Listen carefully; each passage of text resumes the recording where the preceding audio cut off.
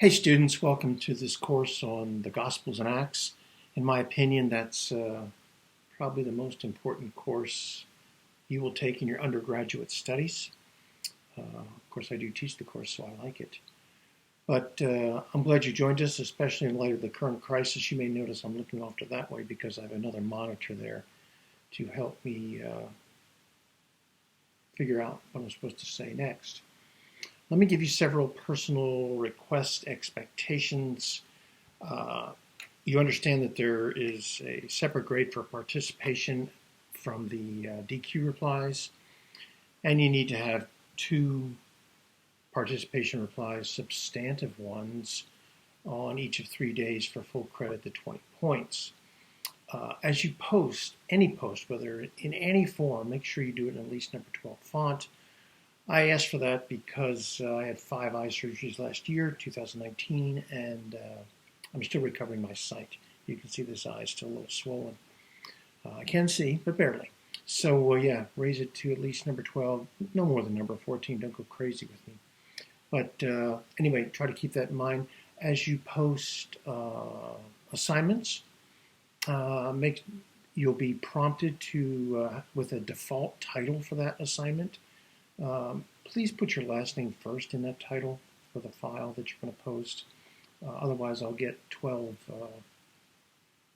assignments all with the same title and none identified, all of them generic. So it would really help me if you'd put your name on it because I'll download them to my desktop, and if they're all the same, they're all the same, and that's not good.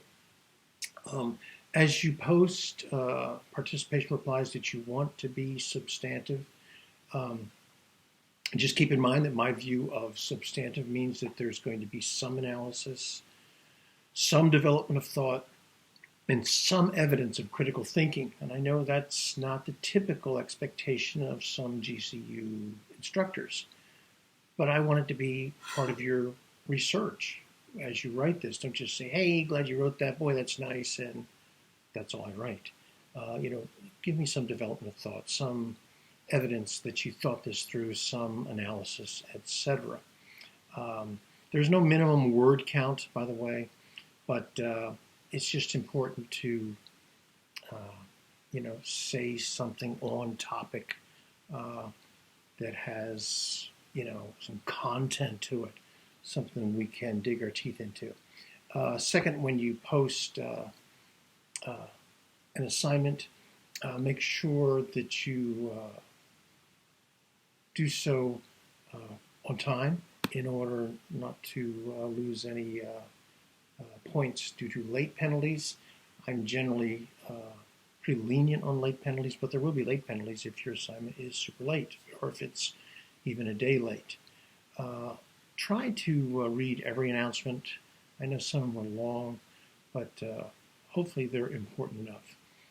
Keep in mind that assignments 4 and 5 in particular are big nasty beasts. I mean, they should be enjoyable for you, hopefully, but both of them include exegetical studies. One of the textbooks has a definition of an exegetical studies, even if not, and I know it does, but even if you don't want to go through that, you can look up online what is an exegetical study. Do that in at least modules 4 and 5. Module 5 also includes a video presentation, much like this, except it'll have a very precise, sorry, that's my dog barking, it'll have a much more precise focus. Finally, as I respond to your DQ posts, I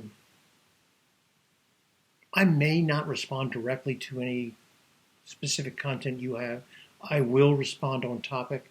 In fact, what I try to do is to bring up a key issue for that general topic of the module and to put that. I'll also post replies that kind of have a hint in terms of content that would be nice to have in the current assignment.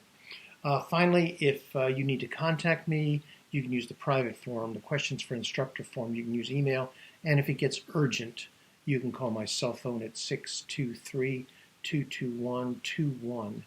If I can't answer the phone right then, leave a message and give me a couple options when I can call you. You know what? If you're in the Phoenix area, hey, give me a call and we'll go out for an essential cup of coffee. I say that because that's the rules in terms of this stay-at-home order. Anyway, any questions, you can contact me. I do stick around at home. My wife has me in a specific quarantine because of my previous eye surgeries. So I'm typically here unless I'm out getting groceries or petrol for the car. So take care, be blessed, and I look forward to the class with you all.